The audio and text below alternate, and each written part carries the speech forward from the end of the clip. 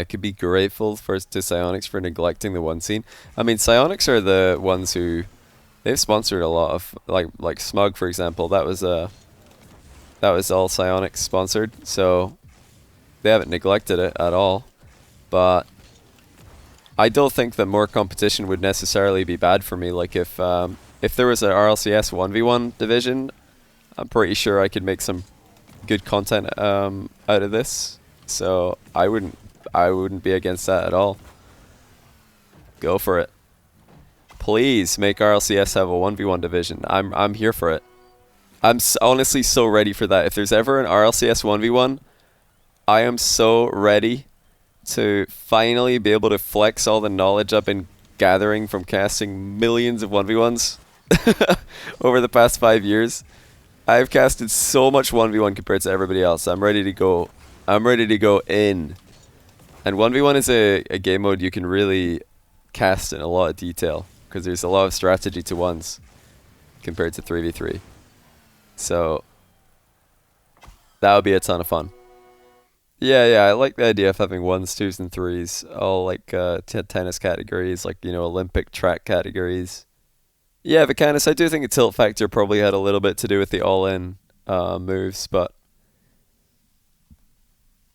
Lionblaze has learned today that he can probably tilt Drali. I mean, Drali's obviously extremely emotionally invested in the matchup, so if Lionblaze can play into that, he's probably going to have more success. Rat Selm, thanks for the 11-month, actually 35-month tier 1 for Brian. Welcome back, dude. Drali says he won't get tilted if it's in his control. Well, see, that's your job, Drali. That's the thing you've got to improve on, because today you tilted badly. So next time, you've got to try and control that tilt. Because players who can control their tilt and control their emotions, especially in 1v1, are going to have a lot of success. I mean, just look at... I think Khaled is probably Khaled and Fairy Peak are probably the two most legendary examples for players who can control their emotions and just not care. Oh, they just got scored on. Somebody just clipped on them. Doesn't matter. They just they just go next play. They just missed an open net. Doesn't matter. They go next play. They just lost a game in overtime. Doesn't matter. They just go next game. Like, they're just next.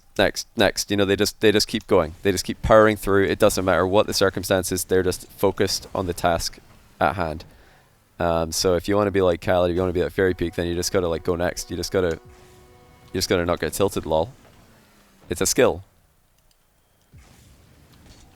Tilting can also boost you. Well, I don't think tilting is necessarily the right word, but yes, what you mean is like being emotionally invested in a series isn't necessarily a bad thing. Like, being really, really invested in beating someone can sometimes be good, but you don't want it to manifest itself in tilt. You want it to manifest itself in focus. You want it to be like super hyper focused because you want to win so badly that you're not ready to even entertain the idea of losing. I think Scrub is probably the guy to look at for that. Like, sometimes he wants to win so badly, or more so in the past than recently, but in the past he'd want to win so badly that he would just like go into this ultra focus mode and thrive. But yeah, for 1v1, you've always had the historical 1v1 matches have very often had those kind of situations happen where a player will just visibly be super tilted and there's no coming back from it. They're just done. Like, some players throughout the history of ones, they just, you know, get ridiculously tilted from one thing happening against them, and they just can't come back from it, like an open net miss or getting mind gamed or losing a couple of kickoff goals in a row or whatever it is, like losing in overtime, really, really close setting, and then like the next two games are complete blowouts because they're just so tilted from the overtime loss. Like, there's so many situations where this has happened. It's a real skill that you need to be the best ones player.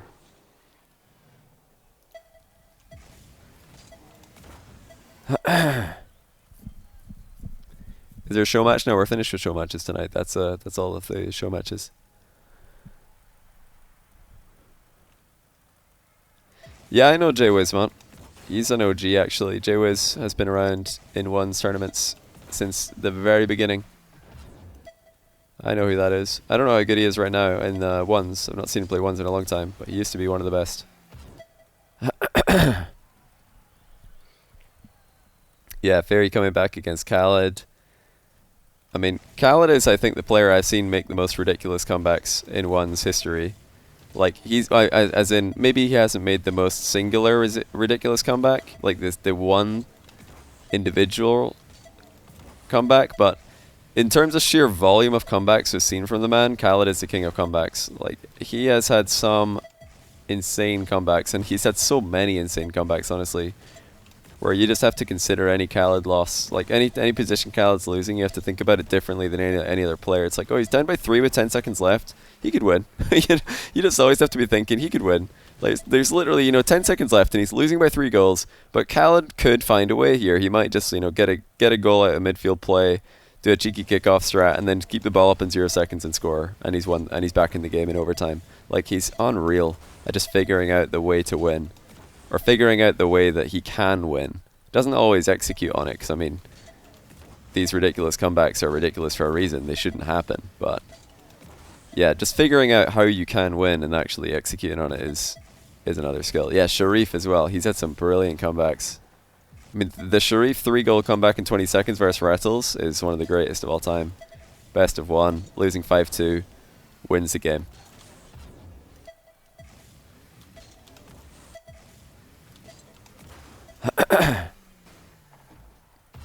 I was ranked with Speedy. That was fun. Yeah, I was just like in a party with Dazzer, and we're looking for somebody to play ranked with, and I was like, wait, Speedy's around about our rank. Let's invite him. Didn't know he was streaming. But yeah, we played some 3s ranked with Speedy.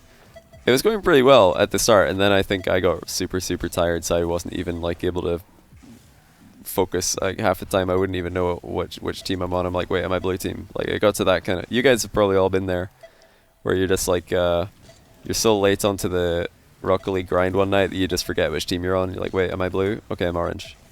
Let me shoot this way.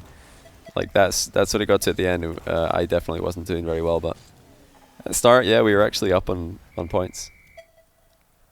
No, I didn't actually have a chance to watch Darius Daniel yet, but I want to see it again. I mean, I'm hoping that in the off-season we're going to get to witness all these matches multiple times, so hopefully we can get situations where these can all happen.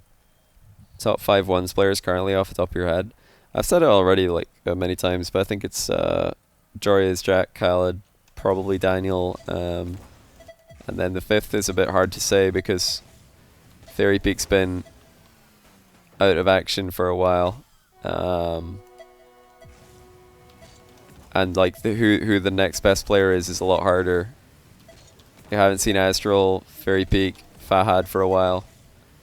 And then, I haven't seen First Killer for a while. Like, I would imagine it would be one of them. I would imagine it would be one of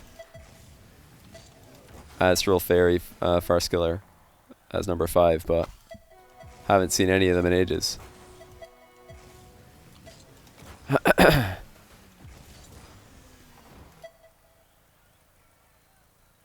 Yeah, the 1v4 is definitely fun. I have to bring that back. Keep forgetting about it. Any tips for what you need to practice to get out of plat?